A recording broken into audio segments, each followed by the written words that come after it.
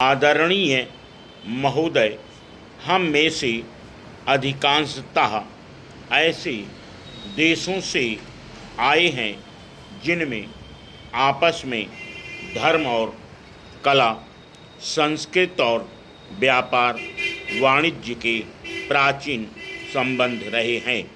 उपनिवेशवाद और गुलामी के अंधकारमय युग में हमारा यह संबंध लुप्त हो गया था।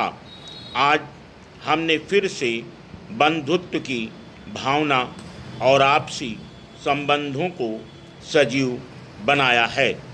पिछले 20 वर्षों में इन देशों में न केवल परस्पर संबंध फिर से स्थापित हुए हैं, बल्कि कुछ सीमा तक क्षेत्रीय सहयोग भी बढ़ा है। हम क्षेत्रीय सहयोग को केवल इस कारण महत्व नहीं देते कि एशिया संसार के किसी भाग के विरोध में है, बल्कि इसलिए कि हमारे सामने कुछ समान स्वप्न और समान कार्य हैं। एशिया, जो पहले बहुत सी सभ्यताओं का केंद्र रहा है, अब आर्थिक और प्रौद्योगिकी की दृष्टि से पिछड़ गया है। अधिकांश एशियाई देश प्रायः गरीब हैं। यहाँ के लोगों के भोजन में प्रोटीन और अन्य रोगों से बचाने वाले खाद्य की कमी है। चिकित्सा और स्वास्थ्य संबंधी सुविधाएं बहुत कम हैं। मकान अपर्याप्त हैं और व्यापक निरक्षरता है। जमीन पर जनसंख्या का बोझ बहुत अधिक है। दुनिया की आधी जनसंख्या इस क्षेत्र में रहती है, लेकिन उसके पास पृथ्वी की सतह का केवल 7वां भाग रहने के लिए उपलब्ध है।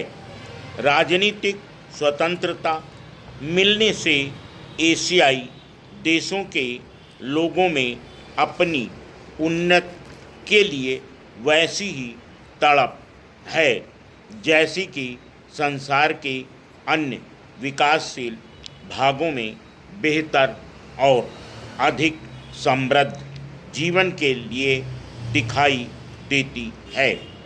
लोग संतुष्ट नहीं हैं, उनमें कुछ सीमा तक अधीरता भी है। रहन सहन सुधारने की दौड़ में जो समय हमने खोया है, उसको भी पूरा करना चाहते हैं।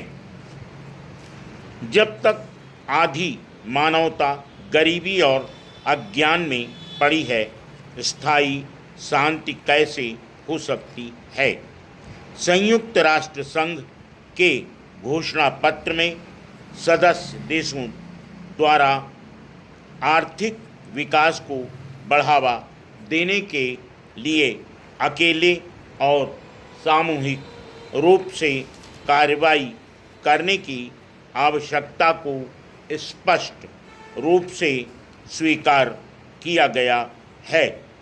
विभिन्न अंतर्राष्ट्रीय संस्थाएं जैसे विश्व बैंक, अंतर्राष्ट्रीय विकास एसोसिएशन, संयुक्त राष्ट्र व्यापार और विकास सम्मेलन, खाद्य और कृषि संगठन संसार के लोगों के रहन सहन को बेहतर बनाने और विशेष रूप से कम विकसित क्षेत्रों के लोगों के जीवन को उन्नत करने के प्रयत्न में लगी हुई हैं।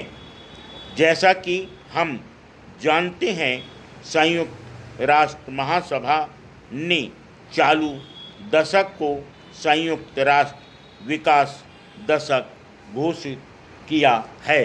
Full stop.